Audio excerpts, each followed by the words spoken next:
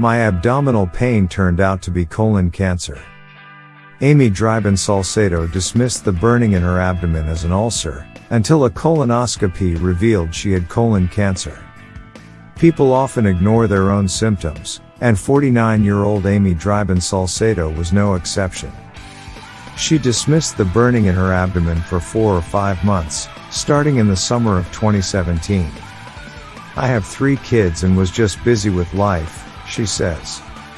Even after looking up her symptoms online and talking to doctors, though, she never dreamed her symptoms might be colon cancer. When the pain began, it radiated from hip to hip and then moved to her back.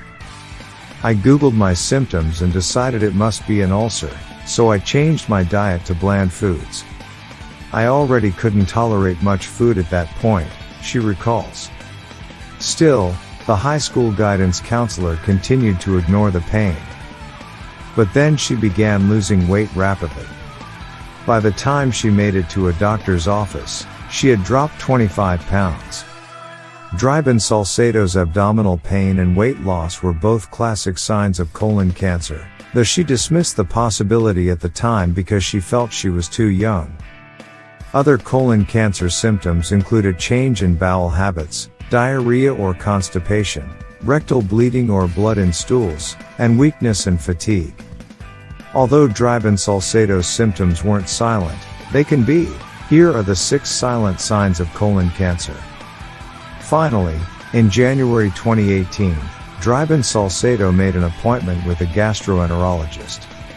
The doctor did blood work and x-rays, but everything came back normal. He prescribed her medication for irritable bowel syndrome.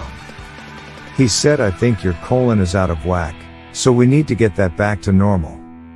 After taking the medication for a few weeks with no relief, Dryban Salcedo called the doctor again. "I just didn't feel right."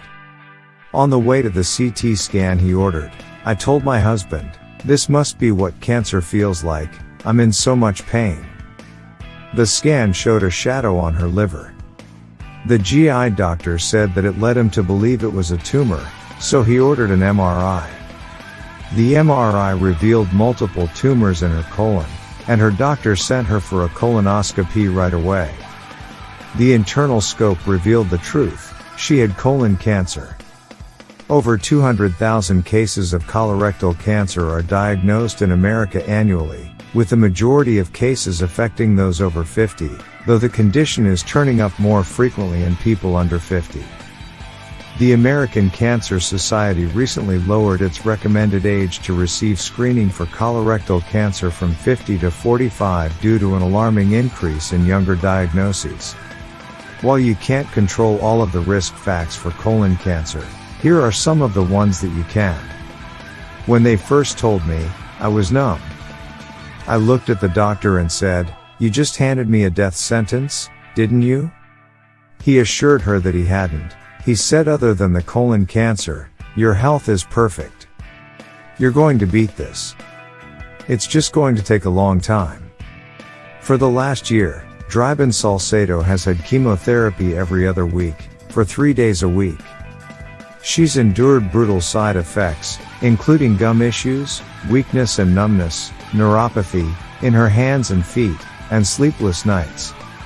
She's had scans every 3 months to track her progress. Each shows that she's steadily improving. The latest scan held the best news yet: the cancer is gone. "It's beyond exciting," she says. "The doctors said it's the best news we can hope for. I don't know what happens next, but I'm excited." Her doctors will continue to monitor her, and she'll continue to get treatment until her doctors say she's done. Though Dryban Salcedo's excited about the future, she still regrets not acting on her symptoms sooner. We have to listen to our bodies. "I can't imagine waiting any longer than I did, shame on me." There are several screening options for colon cancer besides getting a colonoscopy every 10 years, so be sure to discuss all of them with your doctor. The earlier colorectal cancer is caught, the better. If you're worried about the screen,